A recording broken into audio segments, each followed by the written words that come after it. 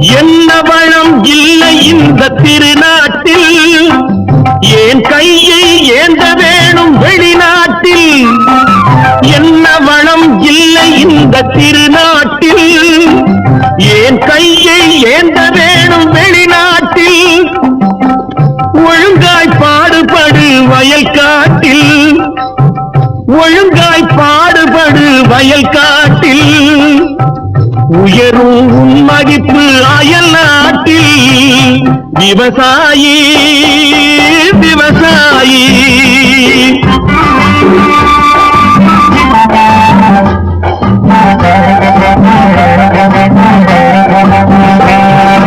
கருத்தெல்கும் சிவப்பெல்கும் வேற்றுமையாய் கருதாமல் எல்லோரும் ஒற்றுமையாய்.